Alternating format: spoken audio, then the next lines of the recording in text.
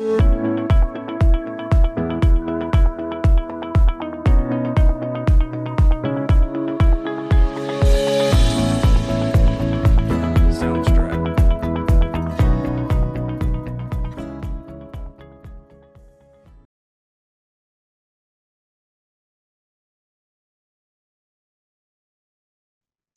afternoon.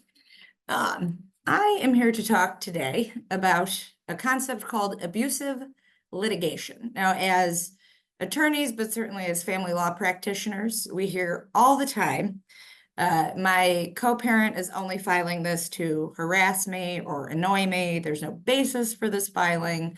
Or my ex-spouse has filed this motion. There's no basis for this. Is there a way to stop them from doing that? And the answer is maybe. That may be a possibility because the legislature created a statute to restrict abusive litigation from litigants, which is part of the domestic violence chapter under RCW 26.51.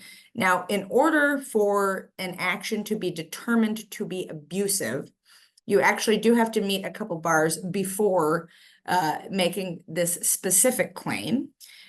First, you must have been intimate partners at some point with the other party. So if this is a neighbor or something like that you were never intimate with, that might be a harassment issue, but certainly not followed under the same guidelines as this rule. In addition to that, the other party must have some sort of domestic violence finding in their history. Now, this can include a civil protection order or a DVPO, a domestic violence protection order. If you have a parenting plan that has restrictions based on a history of domestic violence, however long ago, that may also apply.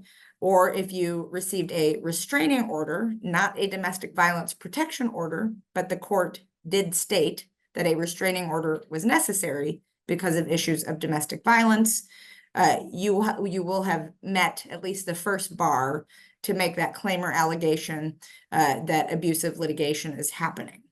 Now, you must also show that the litigation is being initiated or filed for the purpose of harassment, intimidation, or to maintain contact. Now, that's a relatively subjective statement. So I think that somebody is filing something simply to harass me, but there is actually a legitimate claim underlying some of their argument. Now, that's going to be very difficult to prove that it's solely being filed for the purpose of harassment. So even if you have a strong argument and a strong belief, that's not necessarily going to get you to an order restricting that person from advancing these sorts of petitions or motions or actions against you. So you have to show that it is being filed for the purpose of harassment, intimidation, maintaining contact, but you also must show that whatever claims or allegations that are being made are not warranted by existing law. There's no reasonable argument to be made for either changing the law or modifying the law. But essentially there's no basis for this argument, or the factual contentions that are being made have no evidence to support them. So if there is, say, a declaration filed, for example, as a hypothetical, I've just made factual contentions that, you're a horrible person, XYZ. I've not provided any documentation. I've not provided any text messages, emails, photo, nothing to support the claims that are being made. It's issues have already been litigated. So even if at some point there was a reasonable argument to be made, and it was determined by the court, say you filed a motion to enforce an order, and the court denied that motion that was filed by this abusive litigant. If they then file something called a motion to compel, arguing the same things, you will likely have met that burden because the court already decided that issue. He just called it something else. So again, you must say or prove that this is for the purposes of harassment. And kind of bootstrap to that is there's really no actual argument. There was no evidence provided, or the court already made a decision. What actions themselves can be considered abusive are inclusive of more things than just, say, a motion filing or a petition for modification. This could include, a summons, a demand, a motion, anything that is served on the innocent party, even if it's a subpoena ducis tecum, which is basically just a subpoena for documents. If I had no basis, if I met what I talked about previously, that this is solely for the purposes of harassment, now you're asking for my medical records or my bank records, and there is nothing that supports in law a reason to do this. The fact that, let's say there hadn't been a motion filed, but a subpoena was served on you, that can meet this abusive litigation standard. Now, the other issue is, okay, let's say I've met that burden. I've said this motion or petition was filed, no basis in law, or the court's already decided it.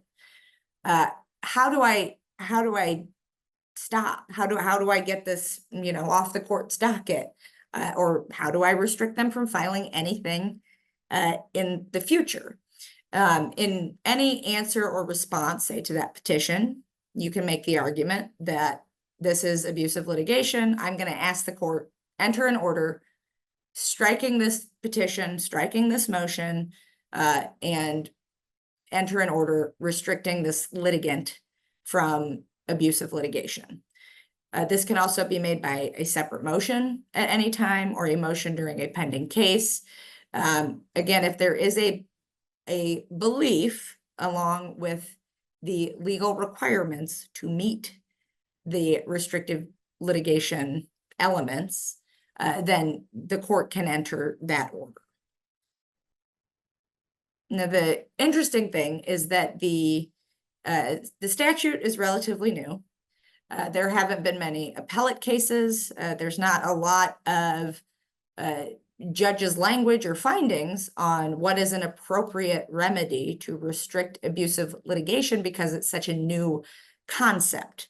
But, and again, as bootstrapping this to the DVPO statute, what courts have determined is that abusive parties really like to use the court system to further their harassment of whoever their victims are. And what the legislature said to the courts is, we want you to fashion creative remedies to stop this from happening. You, judges, control the conduct of litigants. We don't want to clog our court system with harassment, essentially. And so whatever you want to do to restrict abusive litigation, as long as it is constitutional, is going to be okay. So in addition to having pre-filing restrictions, what can the court do? So the wide breadth of discretion in order to prevent parties from further abusing the court system, but also furthering the abuse of their victims, again, as long as it's constitutional, the court can fashion any creative remedies that is directly tailored to stopping that harassment. So in certain cases, if there was a DVPO entered or a parenting plan with restrictions, in many instances, the abusive party is ordered to engage in treatment, whether that be DVIT treatment or obtaining an assessment to determine if DVIT treatment is necessary. That's domestic violence intervention treatment. Or enrollment in, a DV-DADS program or something like that. If that's been court ordered and not undertaken, there is nothing constitutionally that says that is going to be a bar for you to file anything. So you need to prove to the court that you have engaged in this recommended treatment before you can file anything. And that makes sense because domestic violence assessment and intervention treatment is designed directly to curtail abusive behavior. So it significantly increases the likelihood, if you are in treatment or engaging in treatment, that if you are seeking relief from the court, it is not for the purposes of harassment because you're being treated for that behavior. If you had previously been ordered to pay sanctions or attorney's fees or things of that nature that you have not paid or that have not been paid by garnishment or otherwise, there's nothing constitutionally that says the court shouldn't make you show proof that you have in fact paid these fees before filing anything, which again makes sense because even though the court is directed on a motion to restrict abusive litigation, if the order is entered to award fees, that does not mean they are paid. That means they are ordered. So in order for it to be fair for a party to continue engaging in litigation, it would make sense that the other party would have to meet their payment or sanction obligations before being able to seek further relief from the court. That's simply an issue of equity and seems fair. The pre-filing restrictions differ per court, but essentially if an abusive litigant who has been determined to be an abusive litigant or is abusing litigation, they are required to engage in pre-filing restrictions that include judicial review of their motion or their petition or what have you before the other parties even made aware that they've attempted to do anything. So in Kent County, for example, there's typically an assigned judicial officer noted within the order that would be reviewing these things, so they have a knowledge and a background of the case. Usually it's the judicial officer that entered the order restricting abusive litigation, which again, this makes all of the work required on the abusive litigant's part to say, okay, I understand that I was ordered to stop abusing litigation, but I'm not because this petition is valid because I want X, Y, and Z, and I do have a right for that. Also, I've met my pre-filing restrictions because I have enrolled in this treatment and I have paid these sanctions. Great. But again, those are just some ideas as to what a court can do to curb the abuse of the court system. But as long, again, as what is being ordered is constitutional, then the court can do anything. So and as an example, I would state that something that has a time delay element, for example, he can't file anything for 6 months. Now, that might be an unconstitutional restriction of use of the court system because there can be something that occurs within a 6-month period that he would be entitled to seek court intervention for. He or she, I should stop using he, but the abusive litigant could seek relief for. And so it's unfair to say, even though something might have happened in the 6-month period, you can't access the court system.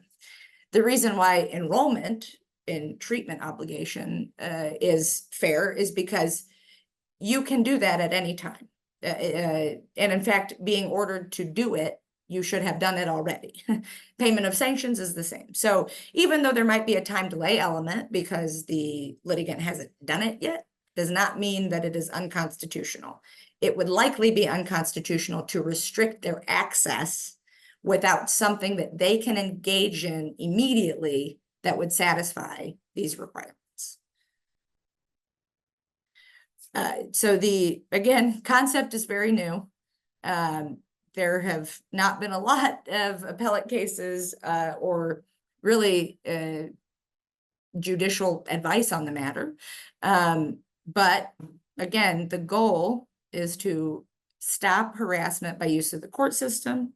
And so if you meet the requirements as previously stated, your orders can be relatively creative in terms of crafting relief that's going to stop somebody from using the court system for the purposes of harassment, but also give that person the ability to access the court system if there is something that actually warrants them accessing the court system. If you have any questions or would like any counselor advice on this, my email and phone number are up on the screen, and I wish everybody a happy afternoon.